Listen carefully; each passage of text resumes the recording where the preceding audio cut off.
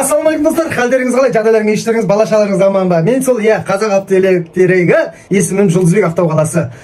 Достар, комментарияда жазады адамдар, айбай. Ана комментарияны оқысаң асыл оқпау керек. Олай емес. Достар, сіздер қате түсінбеңіздер. Мен мынандай мақсатпен түсірем. Әрине мен біреу елі өзім істегенімді бір көру, мақтану емес. Әрине достар, бір адам далада қалуы мүмкін, или бір электрик жоқ жерде болуы мүмкін, өзі ашып қалатын жағдай болуы мүмкін. Сол кезде бір пайдасы тиіп қалар деген үмітпен түсірем достар. Сол адамға бір көмегім тиер деп достар.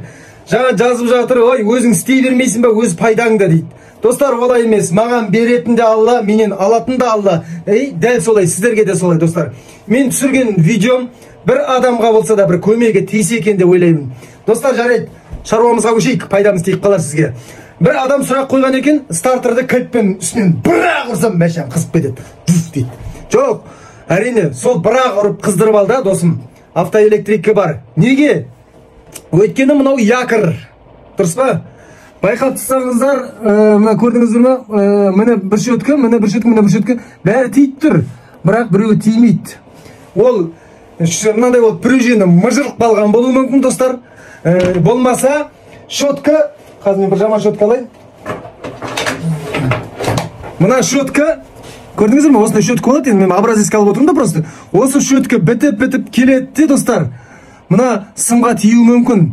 Азайғандықтан сіз ұрсаңыз кішкене пружинге де көмек болып, якырға тиеді былай. Сосын бір стартер қызып кетеді. Сол қыздырып алды электрикі бар. Неге, достар? Егер жаңағындай пружин отырып қалса, әрине ештеңе емес. Ашып, ішін шашып, жайлап пружинді тартып жіберуге болады. Егер, достар, мына арасындағы мына неге тиетін болса, сымға якырыңыз мен түрін сияқты бұж-бұж бақ балады, достар, әрине әзіл. Көрдіңіздер, достар, көрейінші мені сіздерге. Жаңағы айтқан мынандай шоткасы бітіп, проводына тиген якырды байқайсыздар ма, достар? Әбіржіп кеткен. Сондықтан, егер электрик жоқ болса, өз ауылыңда стартерді ашып, шоткасын қараймыз. Жаңа бір ұрғанда қызатын жағдай тек шотканың проблемасы болады, достар. Сондықтан байқайық, қалтамыздан көп ақша шығып кетпесін. Қолдап отырыңыздар, достар, мен қазақ автоэлектригі.